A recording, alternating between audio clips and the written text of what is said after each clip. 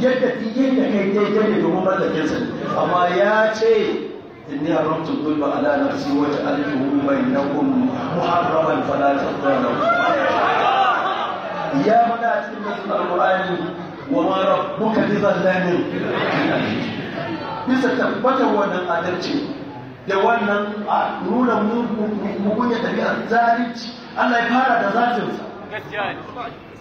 ya kuma rantse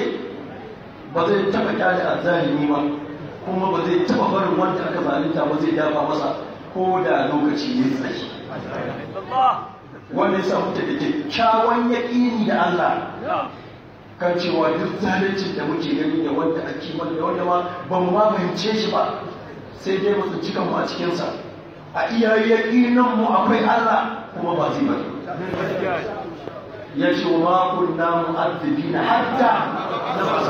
ba ma kira kan bayi mu danke su da azaba sai mun tura musu jakada ya ce abu kazan nan ba kyau sun ki bari abu kazan nan da kyau sun ki shi ma ana ababba da damammaki kafin a yi din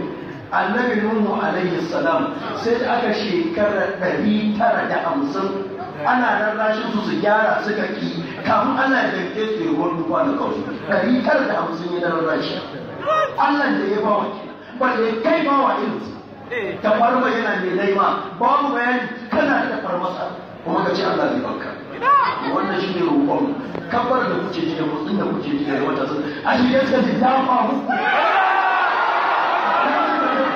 a shi ya kuke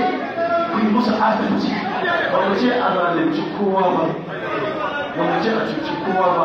ba mu ce a karɓa haƙƙin wani abamu ba abinda muke cewa namu haƙƙin a taimake mu a bamu kuma ai mana adalci kan a zalunci iya roƙon mu ke nan abun duk wanda Allah ya ara dama wannan roƙon shi muke fatan Allah ya ara muku wannan rai kuma ba ku damar yin wannan adalci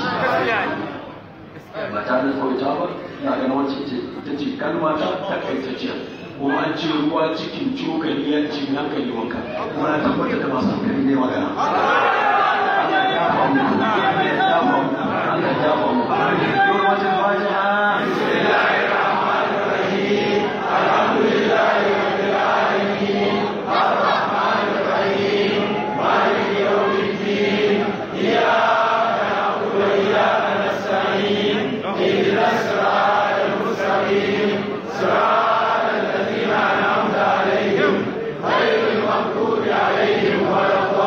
waladdallin amin subhana rabbika rabbil izzati amma yasifun wa salamun alal mursalin walhamdulillahi rabbil alamin jama'a ga hadiya ya baka kyauta sirrul asrar da shi Abdul Qadir wa kafa salfiya na Abdul Jabbar